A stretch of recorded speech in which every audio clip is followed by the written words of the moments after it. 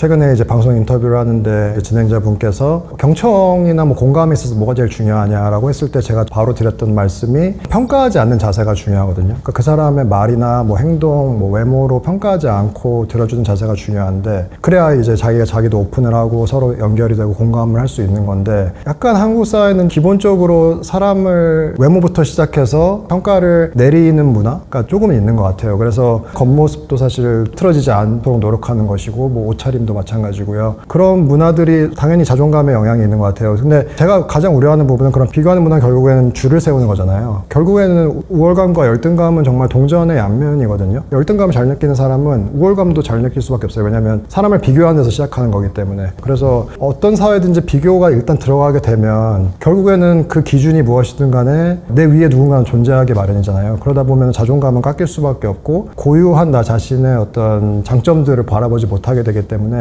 분명 자존감에도 영향이 있는 것 같습니다. 결국에는 비교를 당하면서 자란 아이, 혹은 어렸을 때부터 그런 비교 문화에 노출된 아이는 자라서도 비교할 가능성이 높겠죠. 결국에는 비교를 하다 보면, 특히 사회의 어떤 가치관이 획일된 사회에서는, 사실 한국 사회는 저는 어느 정도는 그렇다고 생각을 하거든요. 성공의 공식이 정해져 있고 인생의 어떤 정해진 코스들이 있잖아요. 아이들이 이제 그런 사회에서 컸을 때 확실히 행복도는 낮을 것 같아요. 왜냐면 실제로 한국 환자분들이나 이런 분들 중에서 열등감을 느끼는 분이 상대적으로 좀 많다는 생각을 했거든요. 미국 환자들에 비해서. 그래서 왜 그럴까 생각을 했는데, 일단 어렸을 때 뭐 학교나 집에서 비교당하면서 자란 것, 뭐 엄친아 엄친딸이라는 이야기, 사실 우리는 너무 자연스럽게 이해하지만 다른 문화권에서는 잘 이해는 못하더라고요. 그래서 그런 환경도 물론 있지만 동시에 너무 좀 비교하기가 쉬운 거예요. 제가 미국에 있으면은 제 자신을 누구랑 비교해야 될지 잘 모르겠거든요. 뭐 아시아계 미국인들이 있긴 하지만 사실 걔네들도 배경이 다 조금씩 다르고 문화권도 다르고 막 이런데, 한국은 사실 문화권도 굉장히 비슷하고 뭐 인종도 굉장히 비슷하고 다 아파트에 살고 막 이렇게 되다 보니까 정말 비교하기가 좀 쉬운 것도 좀 문제가 아닌가. 그래서 결국에는 다양성인 것 같아요. 우리 사회가 좀 단순히 사람이 다양한 걸 넘어서 가치관에 있어서도 이런 삶도 있고 이런 삶도 있고 다양성을 인정을 했을 때 그럼 비교할 수가 없잖아요. 이 공식에 따르면 어떤 사람이지만 이 공식에 따르면 또 다른 사람이고, 이런 식으로 다른 기준들이 있으면 조금은 낫지 않을까, 그렇게 생각을 합니다.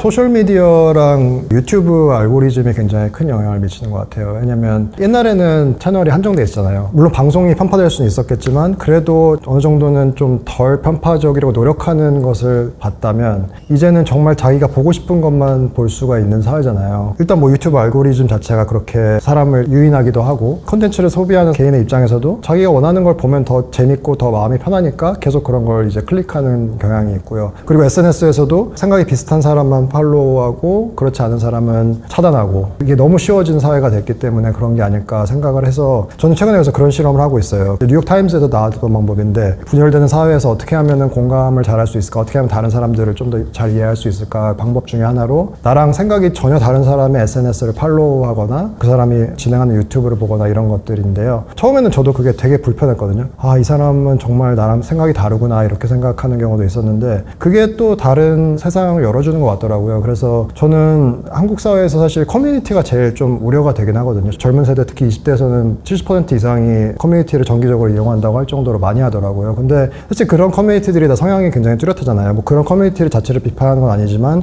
약간 그런 식으로 더 시각을 양분화시키기 쉬운 도화선이 되지 않나, 그렇게 생각을 해요. 그러니까 미국에는 사실 그런 커뮤니티는 없거든요. 소모임들이 있고 뭐 트럼프 지지자들 따로 있고 막 이런 게 있긴 하지만 그게 주류는 아니에요. 그래서 그런 게 좀 우려가 되고, 저 같은 경우에는 이제 경험상으로 뭐 예를 들면 코로나 바이러스 때 한창 이제 아시아계 미국인들에 대해서 그런 혐오가 굉장히 많았거든요. 근데 그런 걸 보면 당연히 위축되고, 혹시나 내가 아시아계 사람이라고 사람들이 코로나 바이러스 옮는다고 걱정하진 않을까, 뭐 이런 것들이라든가, 아니면 공격받은 경우도 많았거든요. 그런 것 때문에 당연히 움츠려드게 되는 것 같아요. 그래서 그게 좀 걱정이 되고, 실제로 인종차별, 성적 지향성에 대한 차별, 이런 것들이 정신질환하고 연관이 많이 되거든요. 어떤 경험 자체가 트라우마가 되고, 그런 경험을 당한 사람은 우울증이나 불안장애, 뭐 자살 생각, 이런 지표들이 훨씬 더 증가하는 걸로 나타나 있어요. 그래서 그런 면에서는 이제 굉장히 우려가 많이 되죠.